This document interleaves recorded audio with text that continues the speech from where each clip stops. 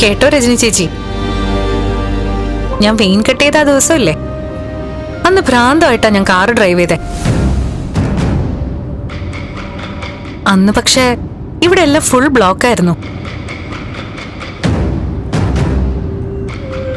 ഒന്നും അനങ്ങാൻ പറ്റില്ലായിരുന്നു. എന്നാലും കൃത്യമായിട്ട് തന്നെ ഞാൻ കാറോടിച്ചങ്ങ് പോയി. മരണം ഉറപ്പിച്ചങ്ങ് പോയതുകൊണ്ടായിരിക്കും ഒന്നും മൈൻഡ് ചെയ്തില്ല, കത്തിച്ചങ്ങ് വിട്ടു. മീര, ഇനി അതിനെപ്പറ്റി ഒന്നും പറയണ്ട. ആ, ഞാനിതിപ്പം മനഃപൂർവ്വം പറഞ്ഞതാ ചേച്ചി. നിങ്ങൾ രണ്ടുപേരും ഒന്നും മിണ്ടാതെ ദുഃഖപുത്രിയും ദുഃഖപുത്രനെയും പോലെ ഇരിക്കല്ലേ. എന്നാ പിന്നെ അതിന് മാച്ച് ചെയ്യുന്ന കാര്യങ്ങൾ അങ്ങ് പറയാന്ന് വിചാരിച്ചു. എന്താ നന്ദനിപ്പ ടെൻഷൻ? ഞാൻ അടുത്തിരിക്കുന്നുണ്ടാണോ? മീരെടുത്തിരുന്ന എനിക്കെന്താ? അല്ല, മുഖം വലിഞ്ഞു മുറുകിയിരിക്കുന്നു. പേടിയാണോ? അല്ല, ചോര കണ്ട അറപ്പ് മാറിയെന്നൊക്കെ പറയുമല്ലോ.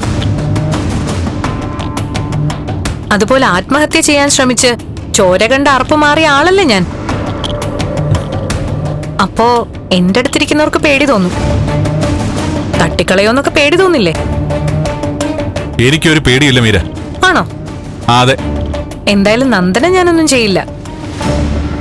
മീര പറഞ്ഞില്ലേ, മറ്റു വല്ല കാര്യങ്ങൾ സംസാരിക്കാം നമുക്ക്.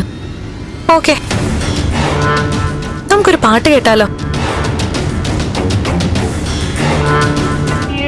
ജീവനെ എങ്ങാണു നീ ഇനി എന്നും കാണും നിലാമലരെ നിലാമലരെ പ്രഭാകിരണം വരാറായി.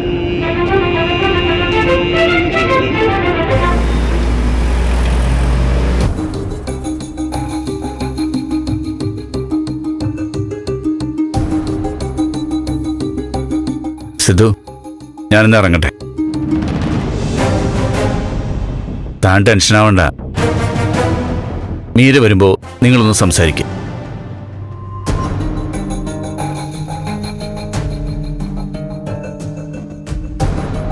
സത്യം പറഞ്ഞ മീരയുടെ കാര്യം പറഞ്ഞ് പ്രഭയെയും സിദ്ധുവിനെയും ആ കുട്ടിയൊക്കെ വെറുതെ പേടിപ്പിച്ചോന്നാ ഇപ്പൊ എന്റെ സംശയം.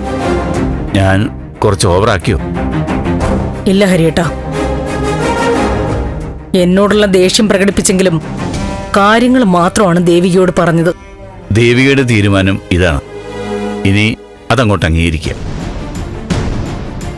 ഞാൻ നേരത്തെ പറഞ്ഞല്ലോ, ഇനി ഞാൻ ഒന്നും പറയുന്നില്ല. വരുന്നത് അനുഭവിക്കുക തന്നെ. മകന്റെ ഭാര്യയാണ്, പാവം കുട്ടിയാണ്. അങ്ങനെയുള്ള സെന്റിമെന്റ്സിനൊന്നും ഈ വേളയിൽ പ്രസക്തിയില്ല. ഒരപകടം സംഭവിച്ചിട്ട് പറഞ്ഞിട്ട് എന്താ കാര്യം? നന്ദൻ താലി കെട്ടിയ പെണ്ണെന്നുള്ള നിലയിൽ ദേവിയുടെ സ്റ്റാൻഡ് കറക്റ്റാ. എന്നുവെച്ചാ ഞാൻ പറയുന്നത് തെറ്റാണെന്നാണോ? അല്ല, പ്രഭ പറഞ്ഞിട്ടല്ലല്ലോ ഞാൻ ദേവിയോട് സംസാരിച്ചത്.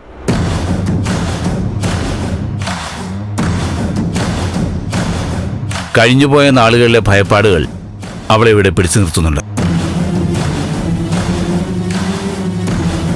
ഇല്ല ഹരിയേട്ടാ, ഞാനായിട്ട് ആരെയും ഇനി ഫോഴ്സ് ചെയ്യില്ല.